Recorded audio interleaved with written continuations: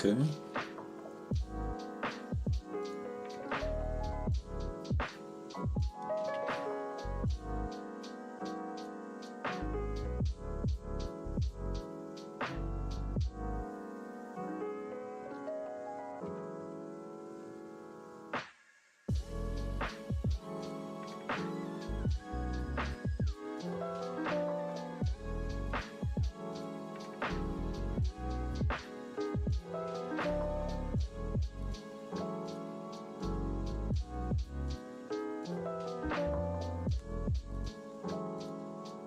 Okay.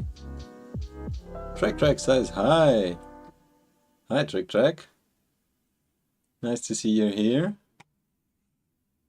Just preparing to some things.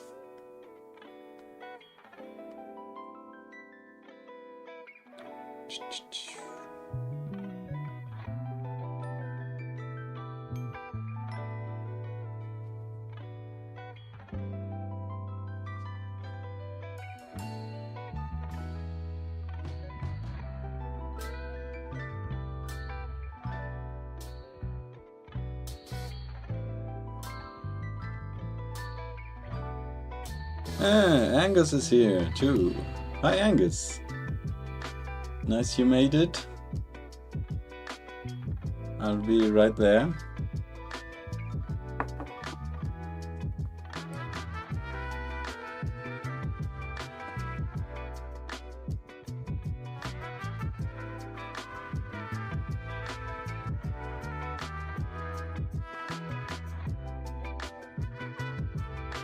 Just uploading some new code onto the machine.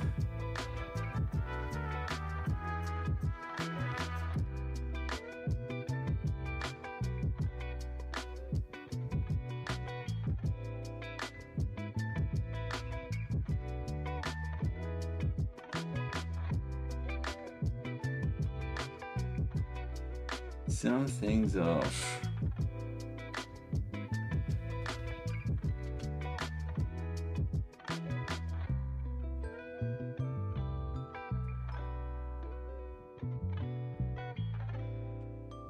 Updating some code last minute. Having some trouble. Like I have all these axes and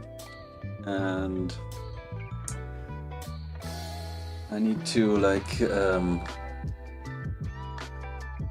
have some turn quicker than others, some motors, to make it like balanced. The up down and the left right, both moving the same speed. Things like this. And I'm having some trouble getting the last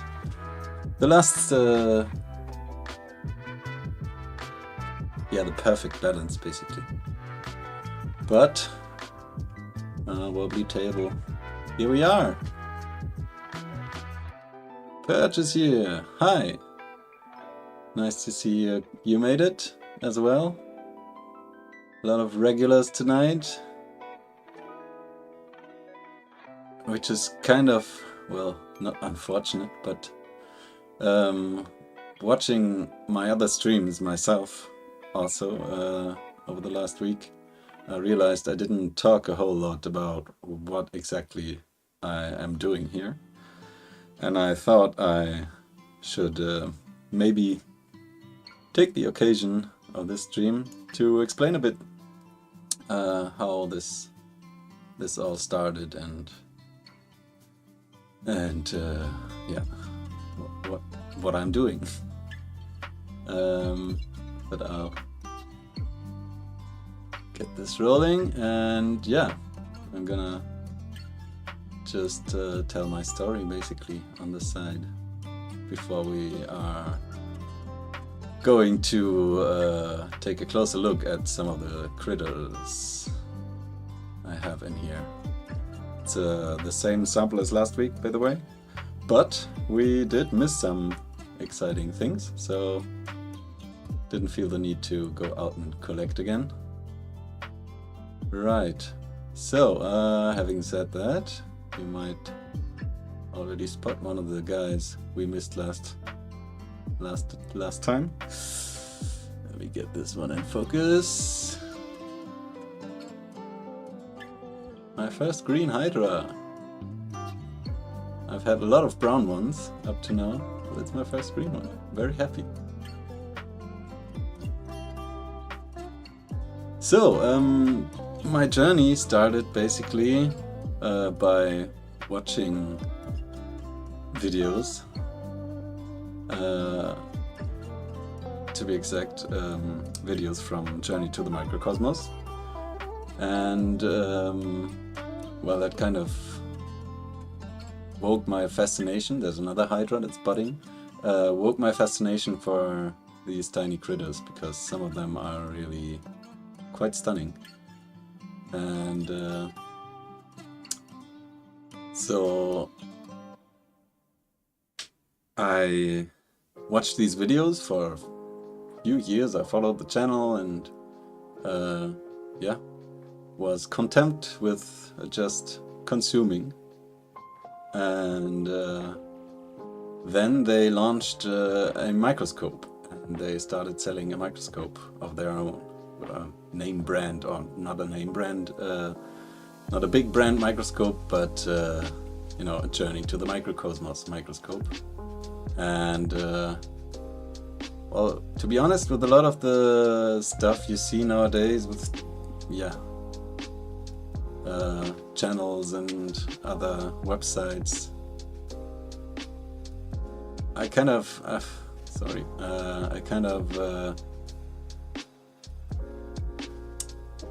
had some bad experiences with you know, channels that just starting selling stuff, and it's very merch-centered content from then onwards. But Journey to the Microcosmos made it pretty cool. Nevertheless, I wondered if this microscope was any good, if it was just a gimmick, a toy basically, or if it was more like a real microscope. So one fateful day, I decided to type in to YouTube Journey to the Microcosmos microscope review, and I found a video from a guy whose channel name is Diet Tones. And yeah, I watched his video, didn't think a whole lot about who he was, but he was one of these YouTubers that just show their hands while they're what is that back there? That just show their hands while they are operating some device or something like that. And he explained in detail how this microscope works, how it differs from other microscopes, and identified it at the end as a pretty standard amateur microscope. And I watched a few more of his videos, and in one of them he explains how you can get a stereoscopic, so a 3D image from a compound microscope with a technique he calls Shinya vision, and it employs some polarizers, some polarizing film. It's a DIY mod that you can do to a compound microscope, to a binocular one, with just some polarizing film and not a whole lot else. Some scissors basically, and some double-sided tape maybe. Well, however, I decided that Sam's here. Hi, Sam. I decided I wanted to try this. I had to try this. So to try this, I couldn't just turn on YouTube. I had to buy my own microscope. So that's what I did. I bought my own microscope and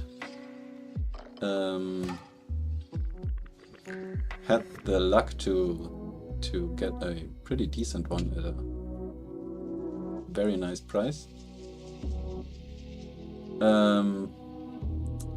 However, I started using it, and I joined the Discord of Diet Tones, and I'm still active in that Discord. It's a very nice place. Diet Toms is not active at the time.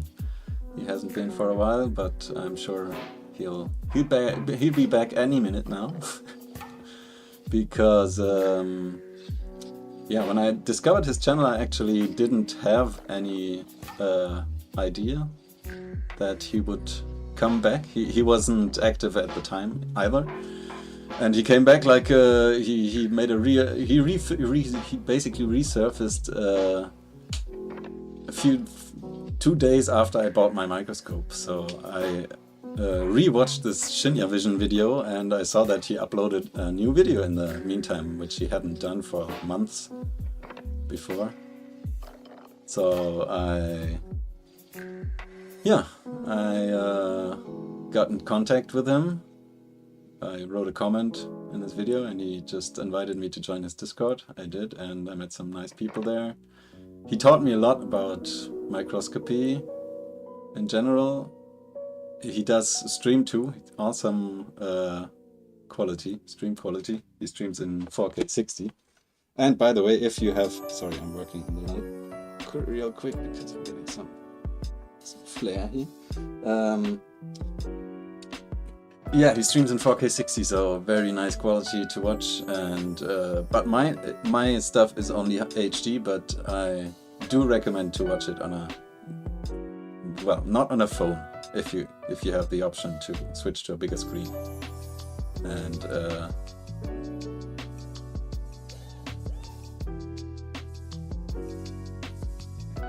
select the highest resolution. It might be worth it. Do consider. So Diet Toms, he told me, he taught me about a lot of stuff. That's a mite, isn't it? It swims around like a mite. Mites are hard to follow, not that much. Another tiny hydra.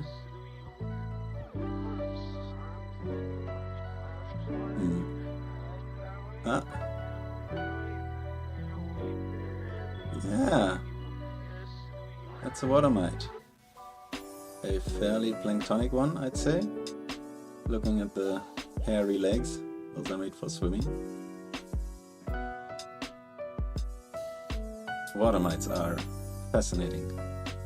They have like several larvae state or nymph states and a pro-nymph, and a lot of the time the larvae are parasites and the adults are predatory. So I don't know what exactly this is. What stage? Well, let me continue with my little story here. So I had my microscope. I tried the 3D technique. It's awesome. But you know, with compound microscopes, you always you like at least I went and gathered samples in a jar, and I would look at those samples later at home. Oh, turn down the speed here. And these samples, a lot of the time you can see with the naked eye, you can see that there's something, a little white pompon on a duckweed root or something like that. And you know it's something worthy of being observed with the microscope, but it's really hard to like extract that from the jar without too much damage, and to be able to look at it later and really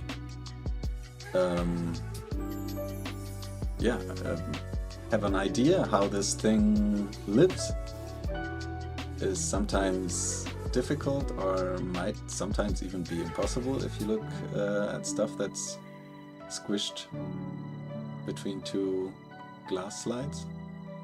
I mean, the light microscope is an awesome tool for getting high magnification.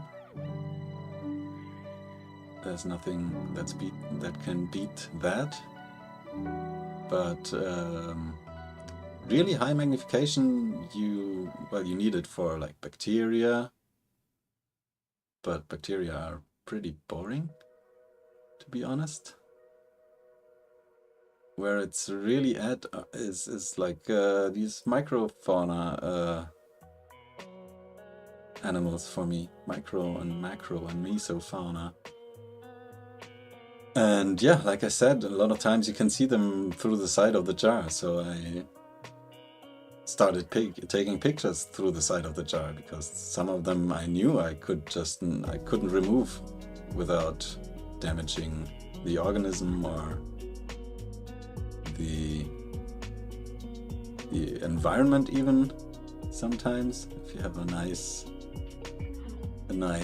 stick in your sample that is like colonized by biofilm, and you want to look at something that's attached to that stick, you can't, you have to scrape it off basically to get it on a slide. So I always thought that kind of sucked. Well, that's the part of regular microscopy that I don't really care for, because there's I mean, people like Diatom, they like assemble their slides underneath a stereoscope, really, and select from a petri dish everything they want on there, and just pipette everything on there. But yeah, that's not me, at least right now.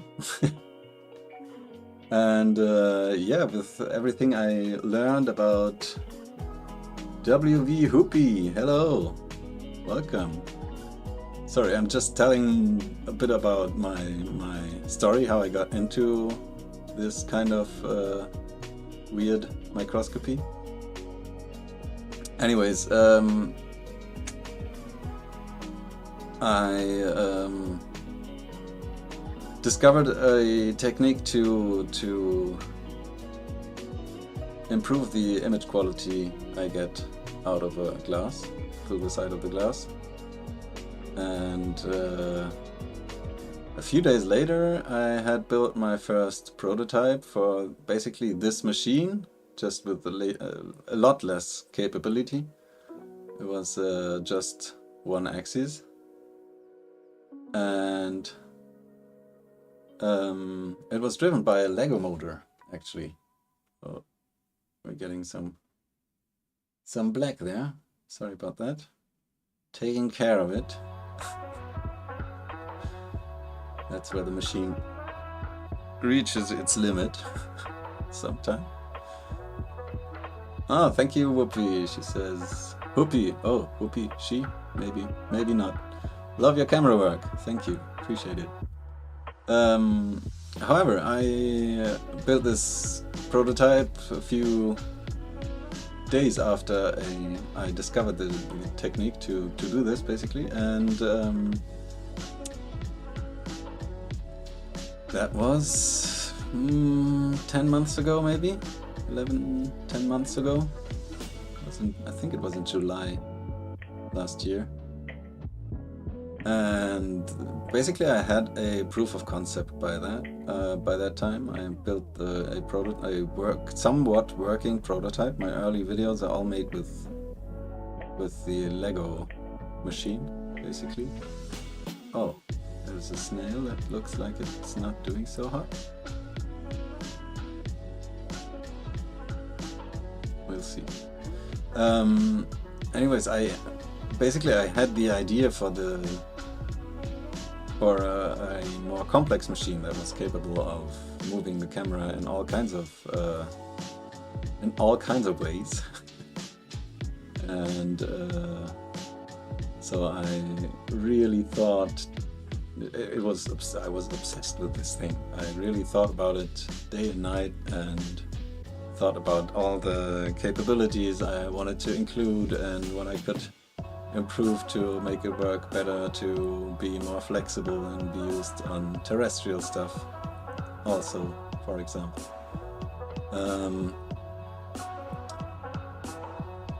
But thinking about these things is kind of the easy part. Sorry, I have to wobble the table. I'm gonna try upping the ISO so we can see now.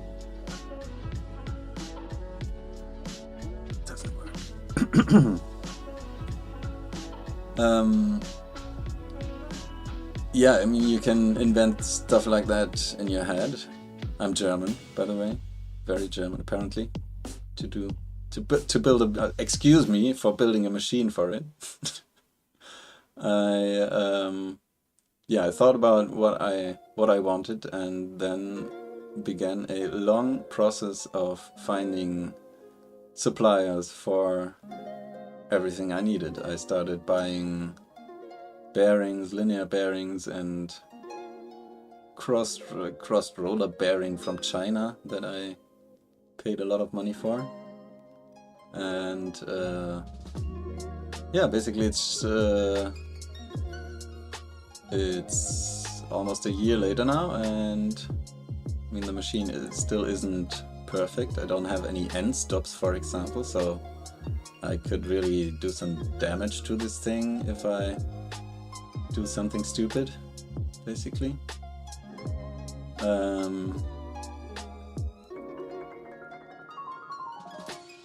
But all the motors are turning. I don't have any more motorized stuff planned right now. Well, there's one thing, but I would love a polarizer that I can spin like remote controlled. That would be neat. That would be real neat. Someday. Anyways, I really started drawing plans up in November. After thinking about it for months, basically. What I want, what I need. Doing just some sketches beforehand, and yeah, in November I really started drawing plans. And when I say plans, I mean pen and paper plans. I had to learn a whole lot of things to make this real, and CNC drawing wasn't gonna be one of them. It only would have slowed me down further. Anyways, I basically had found all my suppliers in December, January, and yeah, December and February I spent a good amount of time with my dad and his shop. He has an awesome shop because he builds like model steam engines as a hobby. So he's pretty well equipped with like a lathe and a mill and all the things I needed. And yeah, afterwards I realized that there were a lot of different screws required. Like you can plan everything the same size, or a lot of things the same size, but you realize you know there's a hole that will limit the screw length to 12 millimeters, and there's one where you need at least 14 millimeters, so you can't just, there's no one size fits all solution for the screws. So I ordered a whole lot of screws in, I think that was end of February, beginning of March this year, and I started assembling this thing, and then I started writing the code for the Arduino. It's a Arduino Mega that drives this thing. I'm not a specialist. It's my first Arduino project. Basically, I didn't train a whole lot before, but it was. I knew I had some people around me that I could ask for help if I would ever hit a wall, and I did get some help. Didn't hit a wall really, but I did get some help already for improving my code, for example. Hope he's okay with me saying it, but Angus, for example, already helped me improve my code. Thank you, Angus, for your contribution. And that kind of brings us to today. I mean, I've been doing these more polished narrated videos up until now, but my productivity is pretty low when I do those. I mean, as you can see, I can produce this footage very dependably now, and I mean, it would be so much of it would just go into my archive, never to see the light of day again, because I don't get to edit all of it and include it in some 6-minute video. So I thought maybe live streaming would be a valid approach for getting this stuff out there. And yeah, that's why I started it. I'm not a born smooth talker or anything, not a native speaker either, as you might be able to tell, probably. So bear with me. And yeah, now I think we can start to look at some stuff.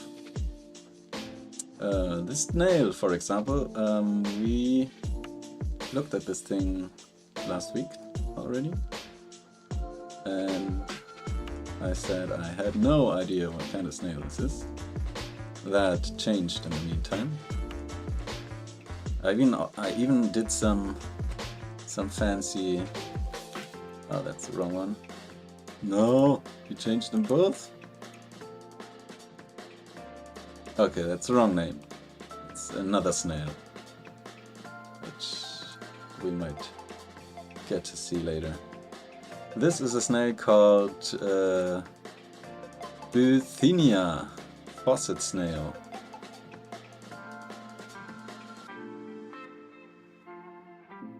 An outside view of what I built. Someday. It's still, you know, I feel like it's still a secret. You can imagine something like you know, it's stepper motors and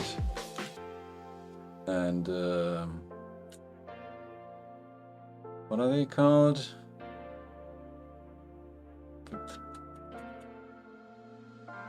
Ball screws. Yeah, ball screws. They're called ball screws. And threaded rods.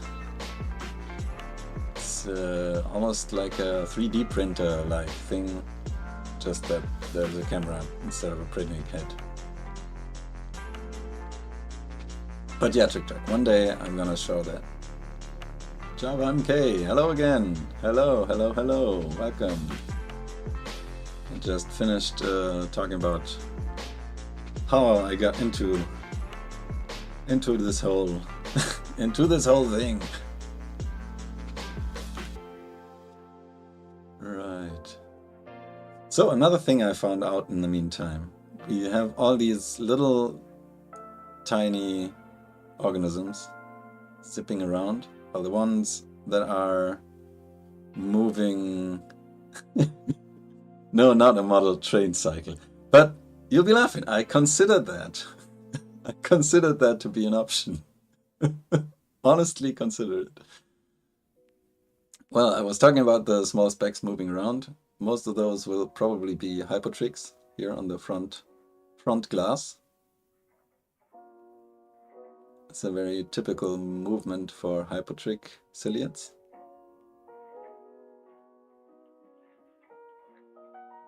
Whoa, Jakob. Hello.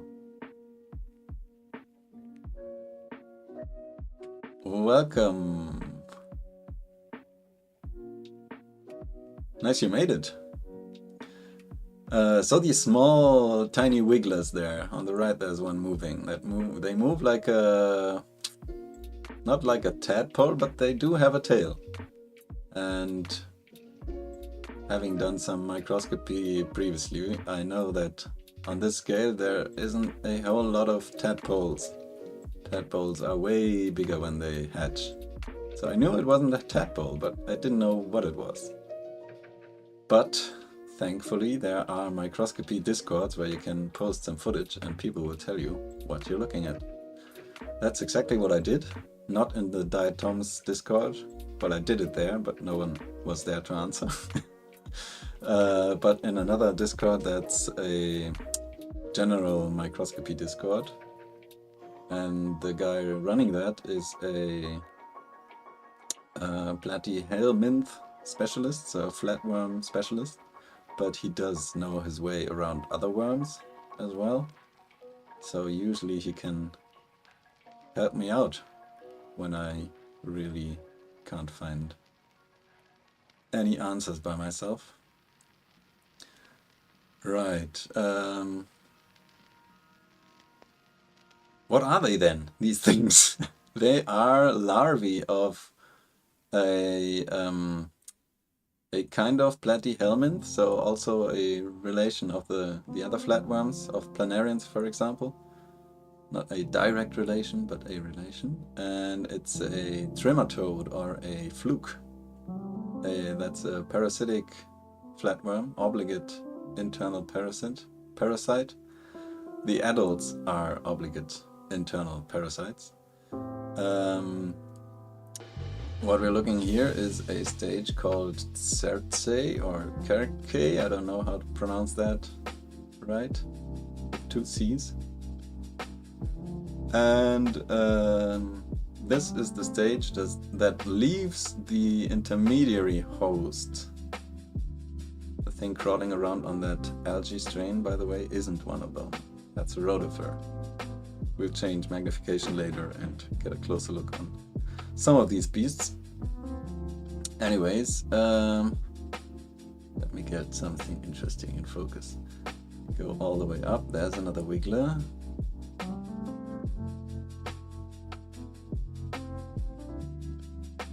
I do get detritus worms, or well, we wouldn't need to talk about what detritus worms are. There are lots of worms, different kinds of worms. These flukes here, these Cerce stayed worm larvae. You can see some stentors, by the way, attached to the roots of the duckweed on top. These guys, they most often have a snail as an intermediary host, so it's a parasite with multiple hosts. And the first host basically is a snail. It reproduces in the snail, it leaves the snail in this state, and this state is looking for a new host, a vertebrate host, so most likely a fish or a bird. You've never seen duckweed that close before? Well, we'll take an even closer look later.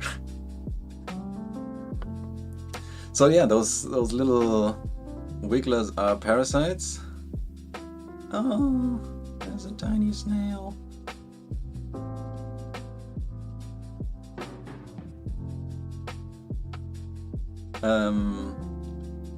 But yeah, for those people that are worried about parasites in their jars, there's also predators in your jars that will eat those parasites. The hydra, for example, that's on the top right corner, will do that for you. And another thing in this sample that I would love to show you, that I've only discovered myself yesterday after the sample has been on my desk for a week, almost. But I think I've got some, what are they called? They're called sun animalcules or heliozoans. There's a worm, for example. But I'm not sure if it would qualify as a detritus worm. It might be Ketogaster, but I'm not sure. It's pretty pointy in the front, which would be atypical for Ketogaster.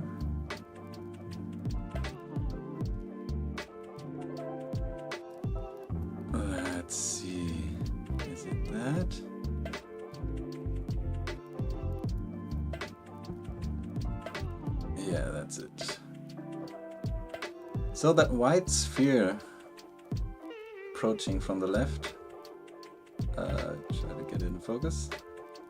You might be able to see some radiating outward lines.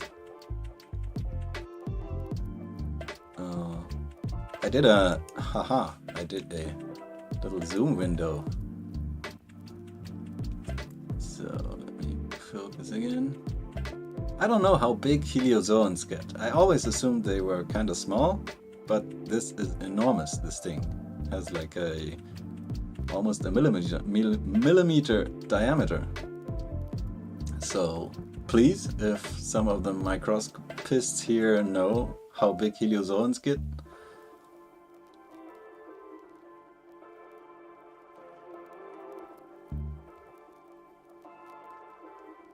Perch says he's pretty sure he'd seen them if they were there. Is that what you're trying to say? So that's a heliozoan. So that would also be a predatory organism that could take care of these flatworm larvae. They are, by the way, they tend to leave their host when the host, so the snail, is exposed to strong light. And, ooh, what's that? Something's happening.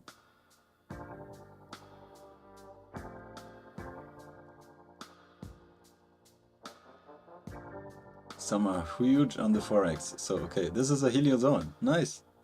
My first heliozoan then. Never seen one before, I think.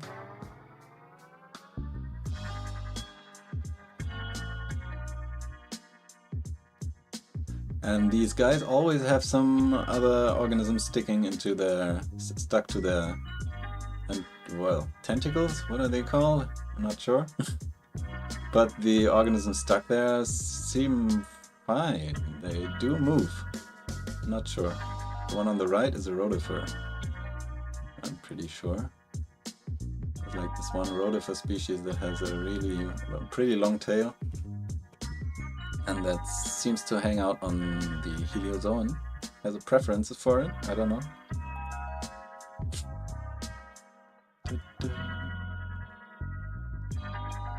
So if you look around, there's a lot of these small whitish floaty bits that aren't moving. That's because these parasites only are active for a couple of days, basically after they leave the snail. But snails can shed these things for months, apparently. Some snails, at least. Some worms. Not sure which one this is. In a minute the snail will bulldoze its way through here, seems. What are you doing, snail? Oh, you're clumsy. You're a clumsy snail. You turned the dead leaf around and now you're stuck to the underside. Let's go around.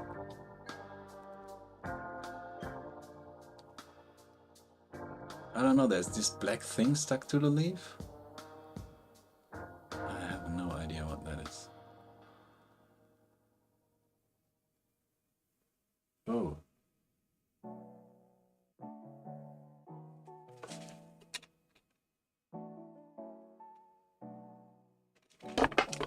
Ah, that's the... Oh. A vent just turned on my power supply that I'm using for the first time. And it's off again, okay. Not bad.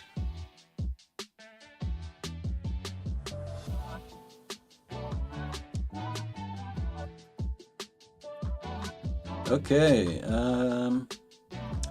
so should I switch magnification now and we get a closer look at the heliozoan and at the stuff that's further up? Maybe, eh? The other option would be that we switch out samples first and take a low mag look at another sample and then switch magnifications. But I think it's maybe more consistent for the viewer if I go ahead and switch out the lens real quick now. So I prepared a screen for that. Behold.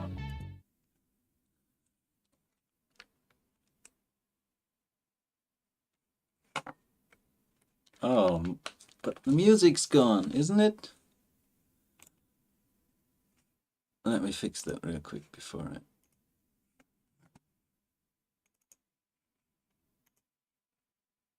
Bam, bam, bam. Okay.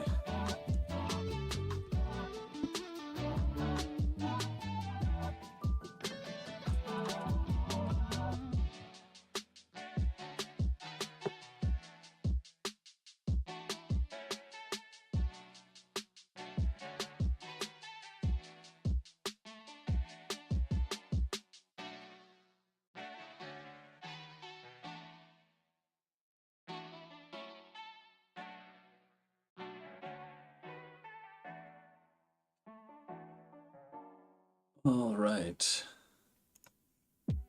Here we are. Oh, my sensor is ever so dirty. I know. I should clean it.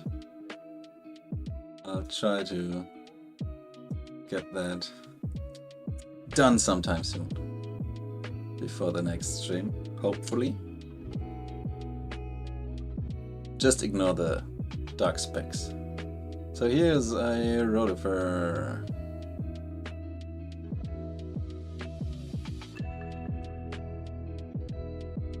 Now we have a magnification of about where am I at? Something 8 times maybe. So maybe a 3 to 4 millimeter field of view, I would guess. Ah, you were reading some Heliosur can get to 1 millimeter. Yeah, okay. Confirmed then. I'll take that as a successful ID. Ooh. So our friend the trunk bearing worm. That's where 2 of them are attached. You can see the trunk sticking out towards us. Focus on it. There it is. And there's the front worm. Oh, what is that? Another rotifer behind the leaf there.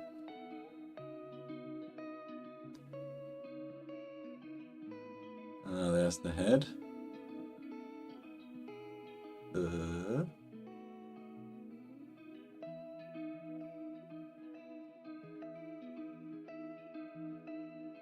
advantage of great magnification is that the disadvantage is that it becomes pretty hard to follow some of these guys. But here is one of our wigglers. So one of these fluke larvae. Oh, not focusing very well right now. Need to turn down my action speed here.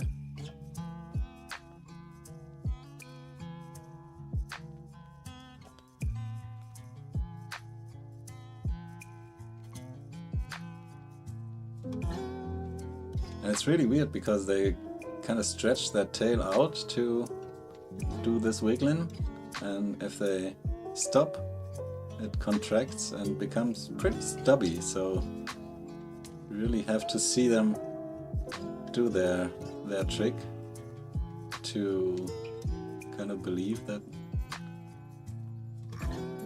See, the front part definitely moves like other worms I've seen.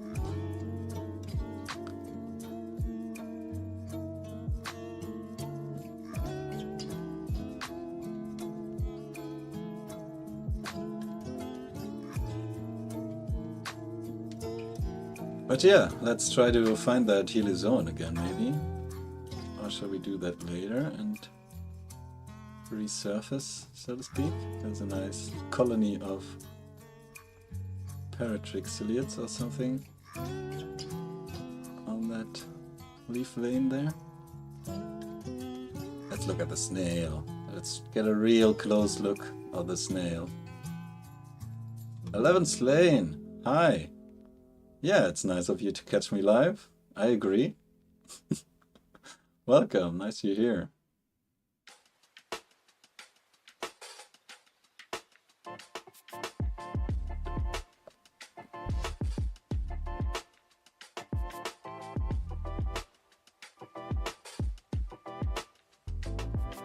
Come on, stick your radula out for us, little snail.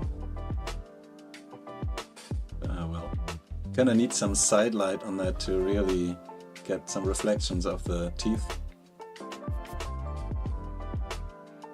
But we can get some muscle action here. You can see that everything moves around in the inside.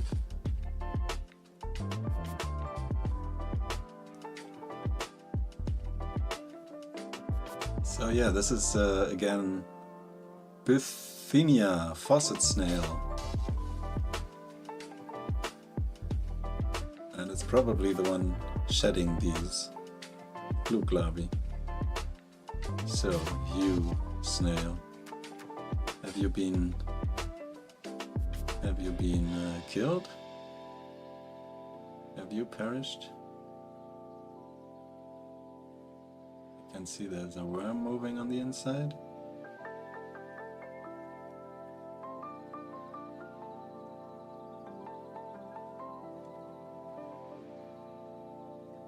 But yeah, these worms. Some of the small worm, let's call them worm-like animals. Because I don't know what they are, really. Well, some of them are pretty much impossible to identify precisely with this kind of machine. This kind of magnification, basically. Here we have a nematode.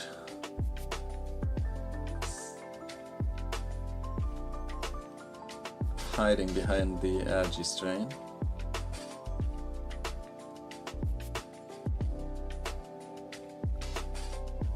So those are way smaller than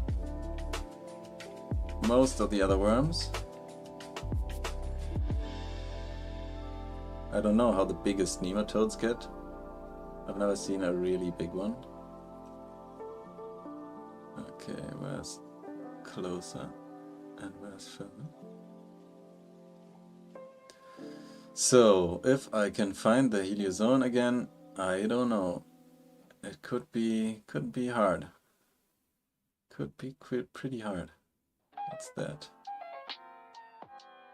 Ah, that's leftover eggs.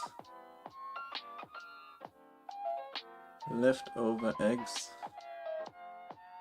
I think the tiny snail we saw before might have hatched from one of these eggs. But I'm not 100% sure. Ooh, there's something white, but it's not our... no.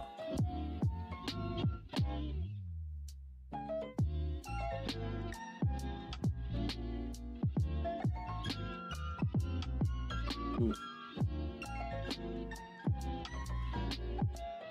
Yeah, tell you what, I think those were snail eggs, yeah.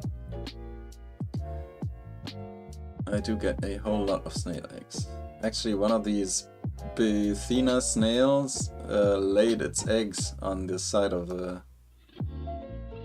one of my sample containers. And I was able to film it laying down the last egg. Just ascending rather quickly to get below the duckweed again. To change some other things.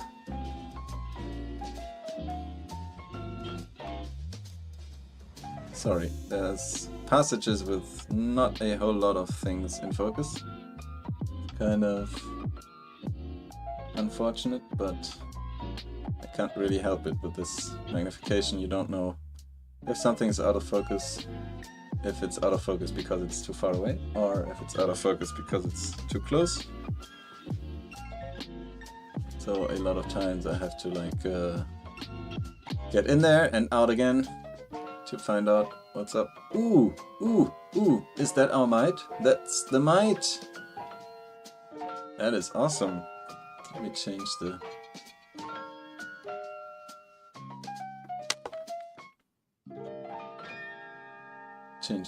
rotation. That's the mite! That is so cool.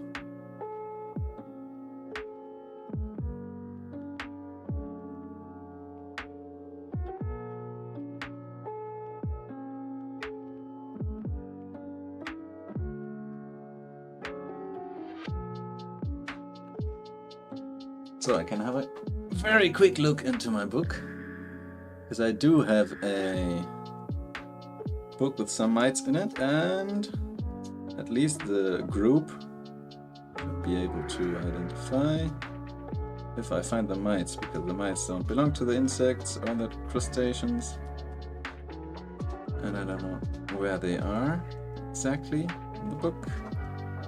Flipping through. Ah. Okay.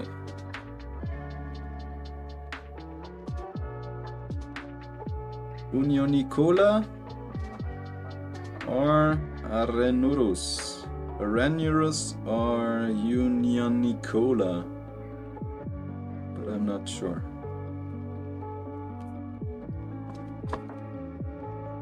Table wobbly.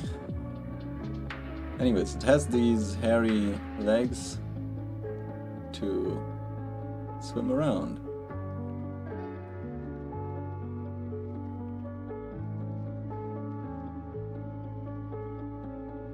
Let's do a tour of the duckweed.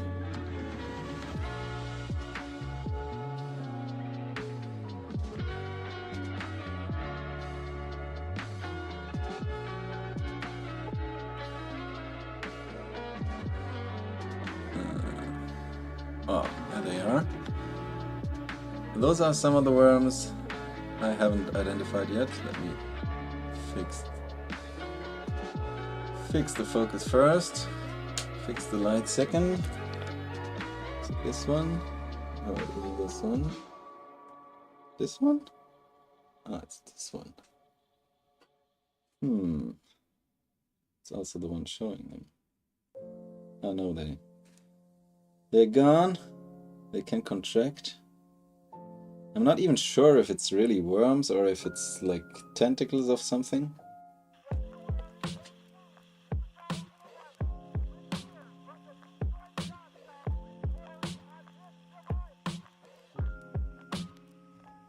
It seems like there might be something attached to the underside of that leaf. I'm not sure. I'm sorry, getting some intense flare here. Not sure what I can do about it. We'll find some other worms. These are pretty numerous. There they are again. These are tiny. These are the thickness of a nematode, but like double the length of any nematode I've seen. And they seem to be sessile. I always see them attached to something and wiggling around like this. And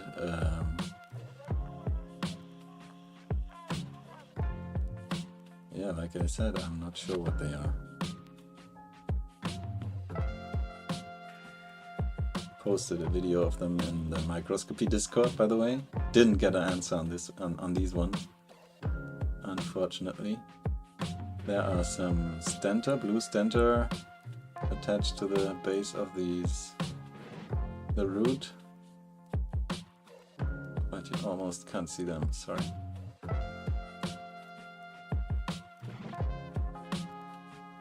Yeah, I mean duckweed on a slide, something we could never observe on a slide. Right, strict track. A slide does have its advantages. You can just scrape the root off in the underside of the leaf, but you might just, you know, a stentor like that, you might damage it or anything else. A lot of these tiny critters are famous for being like hardy, immortal even, but they can be pretty fragile, to be honest. if you want to transfer them just into another jar or onto a slide, can be challenging.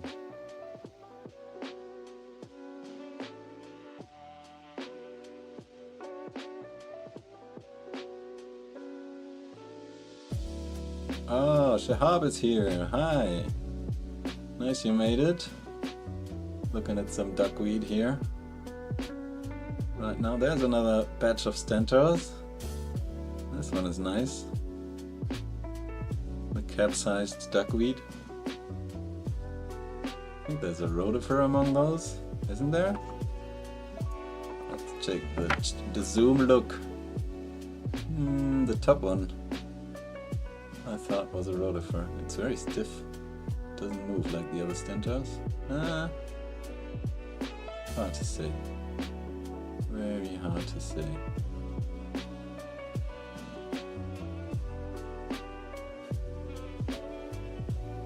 This is the same sample as last week, or it's another slide, so to speak. I don't put a 1 liter jar into my machine. I put a big test tube in there. If I zoom in closer, I may see your broken heart. Is your heart that tiny, Cornwall? I hope not.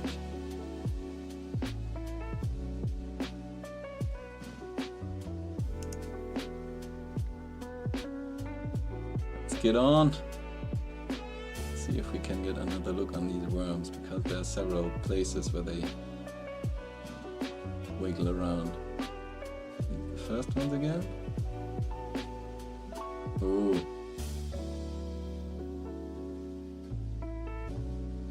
So what is this?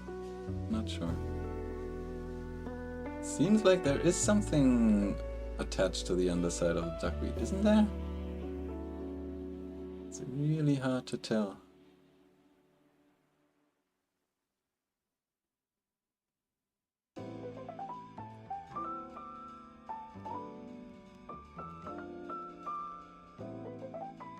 There's also a rotifer on the left.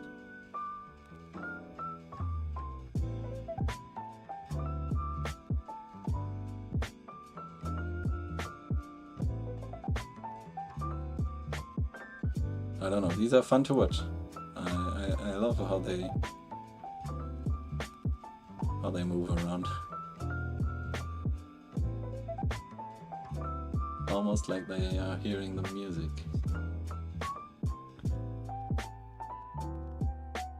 Let's get on, see what else we can find. Gotta get one of these hydras, right? Can't be that hard in a forest full of duckweed roots to find a hydra. Ah, and algae strains are there also.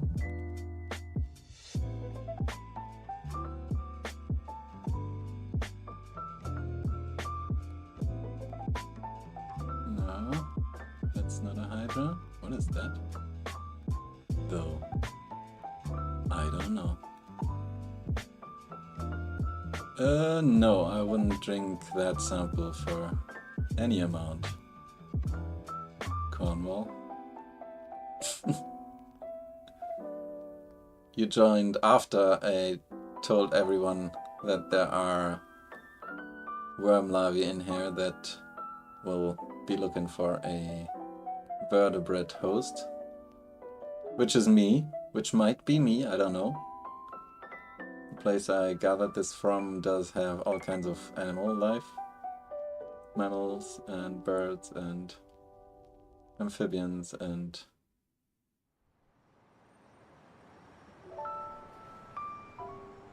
what else is there? Reptilians.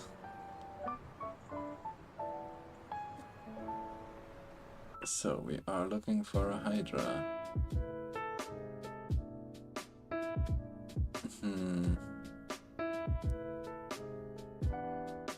Okay, here we have two of these guys. They seem to protrude from this bump there, no?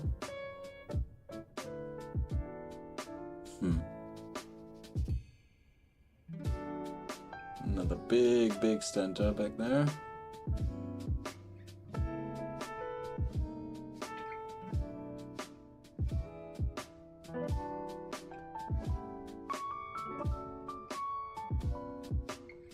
Trying to focus a little bit further in to see if we can find the Hydra.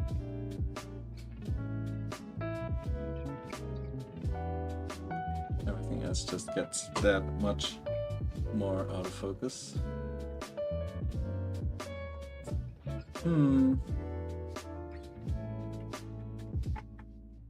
Oh, sorry.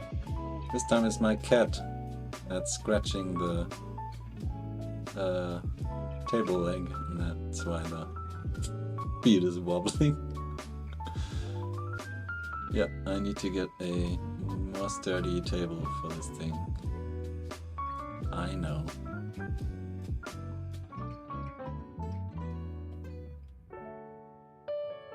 Ah, I see a Hydra. Do I? I think I do.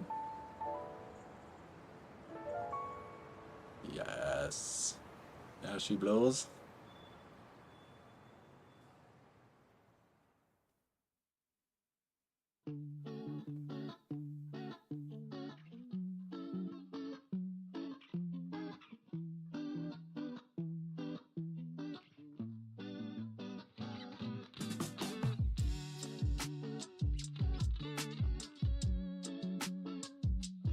And by the way, I fixed the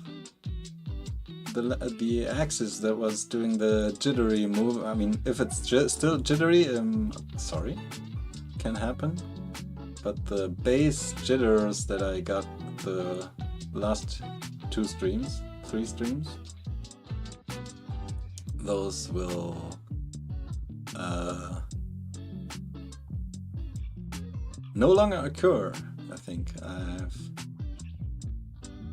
changed the motor, changed a wheel on a belt drive, and that did the trick basically. Hydra is giving the motion show here. Will I be watching Father Fish later? I don't know. Probably. Maybe. Not sure.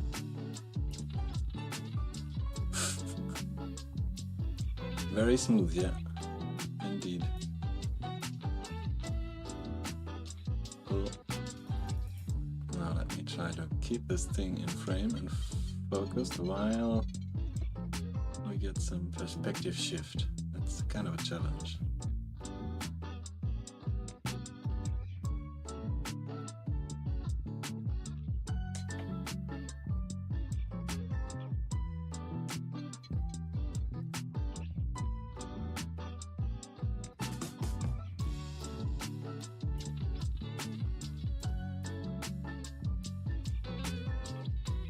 Yeah, the Kraken. Actually, some of the first footage I took of Hydra, it was a brown Hydra. I actually named the file Kraken on the mountain or something like that because it was climbing a piece of bark that was in the sample. Hey cat, please don't touch the table, cat. Get out of here. This guy distracting me. Awesome.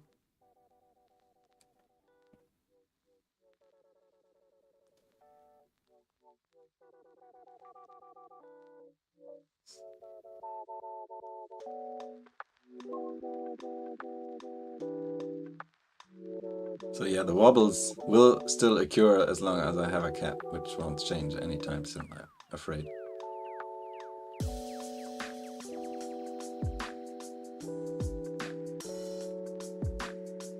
I'm too far in, am I? No, I'm too far out. Focus further in and stop.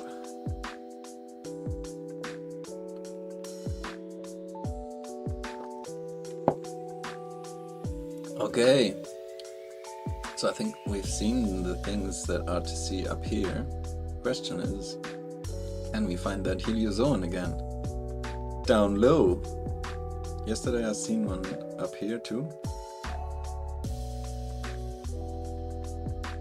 I think I'll try that for a few minutes, and if I don't succeed, we can also quickly change the sample and look at the same tube I had last week, I mean, of course.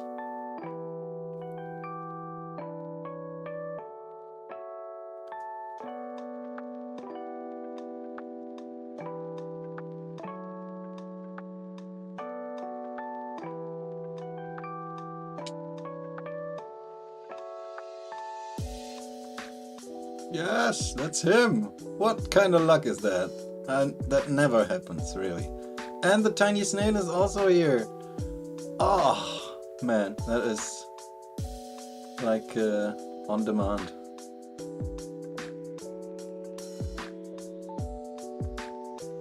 And I think this snail is the same as another one I've found, not the same as the big one that's in the sample. Sorry, I'm focused on the snail right now. We'll get to the heliozone in a minute. I think it's the other one, because it does have, you can see the mouth is moving, and to the right of the mouth, pointing downwards, is one tentacle, and to the left of the mouth is another tentacle, and further up there is another tentacle. Because the other snail species I've observed in the sample is a valve snail, and those have an extra tentacle, and apparently science isn't sure what it's for. So yeah, there's that. Can we get around and look from the other side? There's the heliozone, looking awesome. Focus through a whole lot of stuff. Whoa. Snail, where are you? There's one of these rotifers, these long-toed rotifers I was talking about earlier, that always hang out near the heliozone. Trick Track might be able to give us a name or an idea for a name for this rotifer. He's good with the rotifers. If he's still here, there's another one. Ah, that's the one that's shaped like a star fruit, or the trifold symmetry cross section. Or not symmetry maybe, but almost.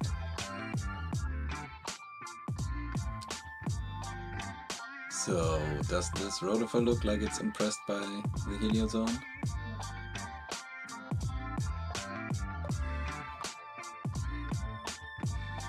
We're getting into the weeds again.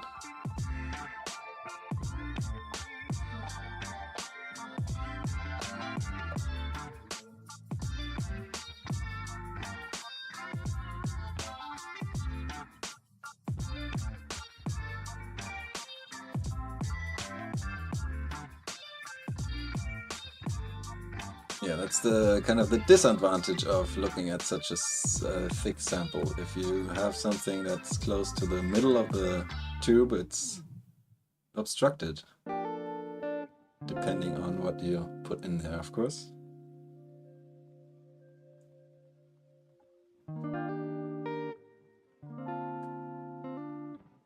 So, focus. Euclanus trichetra. Ah, yeah, okay. That sounds fitting. Sounds very fitting indeed. Euclanus. Ah, Euclanus trichetra. Thank you.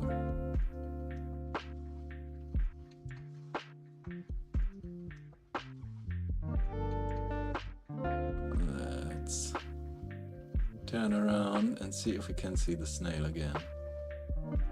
Where was that snail?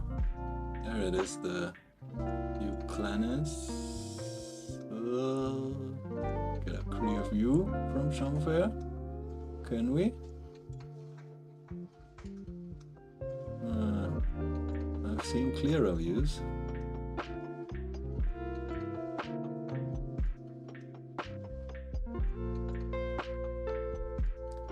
Yeah, there's a lot of what is it?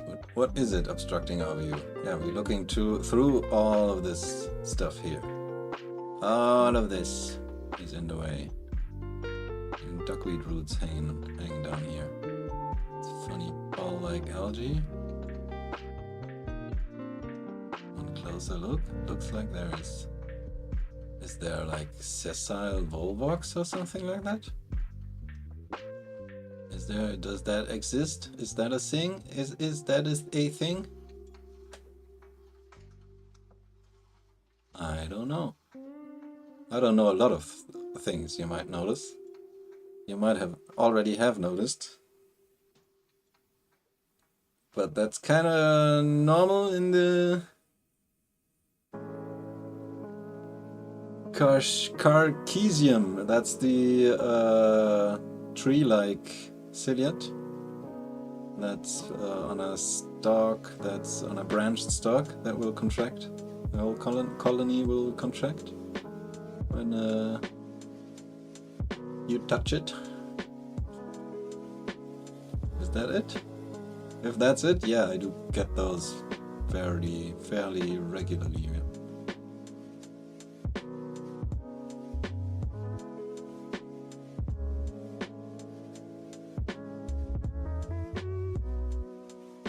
Didn't observe them in this sample, but the one I took a week earlier had some.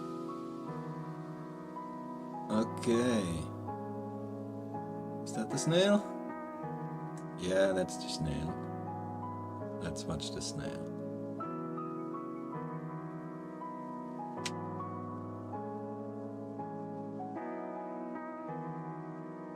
The three-tentacled snail. So valve snails, they not only have this extra tentacle that with an unknown function, they also have a gill. It's a truly aquatic snail, not like the pulmonate snails, not like the ones like bladder snails and I think ram's horns. Not completely sure, but I think ram's horns also are lung snails, so ones that basically took to freshwater habitats after they have been living on land, evolutionary speaking, and these are ones that have basically always lived in water, as far as I know. At least they are much more adapted. And this feather gill, or these gills, well, on a snail this size it will be hard to observe, probably. But I've seen it in an adult. It's kind of a feathery protrusion. They can stick out over their head. It comes out of the mouth of the shell. And yeah, they are breathing with that thing, as the name suggests. And yeah, they have a few other fun features, like their foot is pretty much split on front, almost like a snake's tongue. And yeah, when they navigate the algae strands here and stuff like that, they will kind of reach for the next strand with their foot and grasp it with these two with the two ends it has because it's forked. And again, that same rotifer species is hanging out on this idiozoan here. Oh, that looks terrible, doesn't it? Zoomed in. It's kind of a shame because I do have a camera that does. I was thinking that it was a snorkel or breather tube. Perch is talking about the third tentacle on that snail. I was thinking that, but apparently, at least in the literature I found, it was they wrote science doesn't know what it's for. a snorkel would be fairly easy to determine and observe, I guess. And seeing that they do have gills, they would be able to use a snorkel when it's very, very low oxygen or something like that, but I don't know. Like I mentioned, I don't know a lot of things.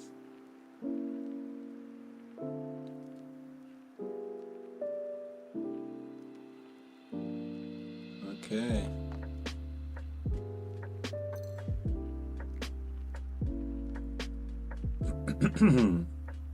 Let's look at some bottom dwellers. See what we can find. I know there's an isopod in here.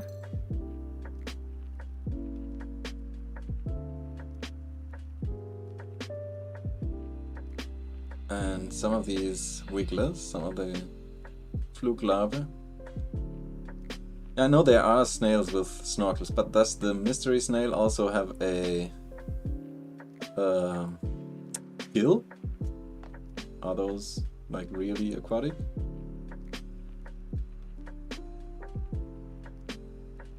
I don't know. I'm saying I don't know too often, I know. That much I know.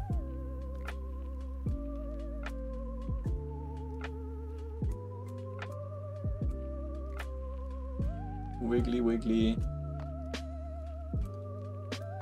Yeah, they are becoming inactive. A lot of them just seem to hang out now. They don't. They quit. They quit wiggling.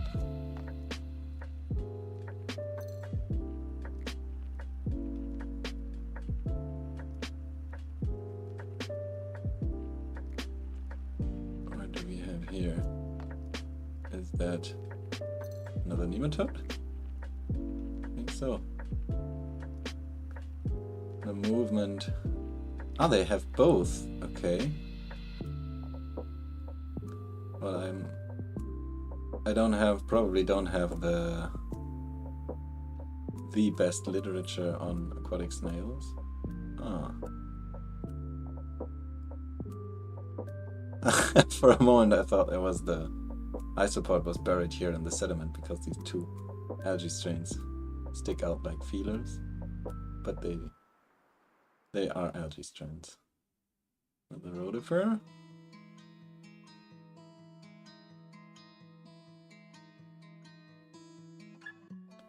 Okay, we made it through the sample. Oh, is he going at the eggs? Sure looks like it. You can really see the mouth action of this Stylaria worm here. Talked about it in past streams. Ah, and there's another worm attached to the front of the egg sac, it's called. That's pulling at it. Can you see that? It's coming out of the sediment. Huh, that was fun. Haven't seen that before. And this one, it does have eye spots, but it, yeah, Chaetogaster doesn't have eye spots, for example. So it's the third worm in 2 weeks that is just a small annelid that's hard to distinguish without a microscope or something similar.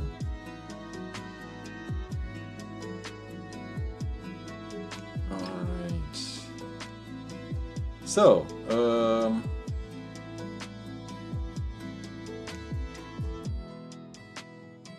do we look at the other samples still? Or don't we?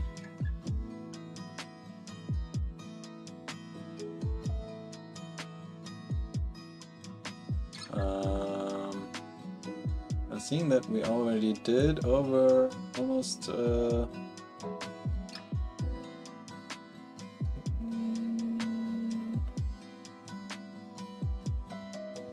75 minutes, 80 minutes.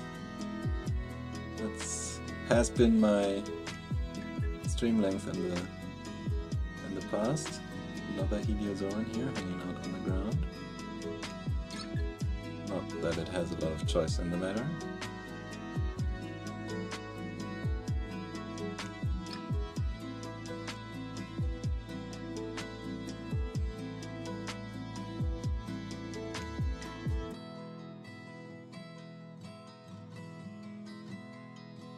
Yeah, I think I'll call it a day, to be honest. It's getting late. And I mean, the most interesting thing, or not the most interesting thing, one of the things was the snail we already looked at. And otherwise, there's mainly planaria in the other jar. So unless someone comments or writes me in the chat that he absolutely has to see some planaria right now, I would postpone that. Oh, worm poop! Yeah, worm poop to finish it off. On that note, let me thank you for watching. In case you joined afterwards, might be worth checking out the beginning of the stream, because I talked about how it all started and a bit how this machine came to be.